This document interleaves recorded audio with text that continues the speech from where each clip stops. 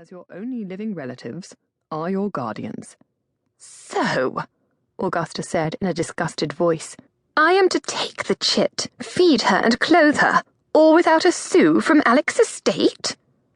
Now, my dear, poor Elizabeth has nothing to do with her father's lack of... Uncle Alfred began, only to be cut off by poor Elizabeth. But I shall be 21 in a mere 6 months, Uncle Paul. I have no need of a guardian. What is there to guard, after all? And if there were something to guard, do you believe I would want my greedy aunt to have control? It is the law, my dear, Paul Montgomery said slowly. But, of course, there is another alternative for you, is there not?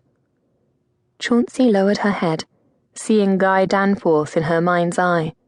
He needed money badly, the dowry her father had promised him. Now there was nothing. No, Uncle Paul, she said, her voice growing stronger. There isn't another alternative. She rose to her feet and shook out her heavy black wool skirt. If there is nothing else, Uncle Paul, I will go and see to your comfort. Aunt Augusta, you and Uncle Alfred will be staying for the night? Aunt Augusta merely nodded, saying nothing more, and Chauncey walked quickly toward the library door, wondering if her aunt was at last thinking of her brother and regretted her unkind words. She closed it softly behind her, hearing as she did so Aunt Augusta's furious voice. It is ridiculous that we should take the girl. Why, she's nearly a spinster. Certainly no gentleman will want to marry her now. What, I ask you, Mr. Montgomery, are we to do with her? Chauncey didn't wait to hear Uncle Paul's reply. So much for Aunt Augusta's brief bout of restraint. Miss Chauncey? Yes, Converse? She turned to face the Fitzhugh butler, swallowing the hated tears. An excess of emotion in a woman is considered acceptable, I suppose, she could hear her father say. She saw him shrug, giving her his dear lopsided grin. However, it does allow others to know what is in her mind, and that is not always so very acceptable, is it? Sir Guy is here, miss, asking to see you. At his mistress's hesitation, he added, Would you like me to tell Sir Guy that you are not receiving today? No, Converse, I will see him. Is he in the blue salon? Yes, miss. Are you all right, Miss Chauncey? Of course. Please bring refreshments. No, wait, Converse. No refreshments will be necessary. Chauncey paused a moment before the silver-edged mirror beside the blue salon. The pale face that looked back at her little resembled the laughing, carefree Chauncey Jameson Fitzhugh. Behind her was the great hall, its huge double-oak doors open onto the marble entryway.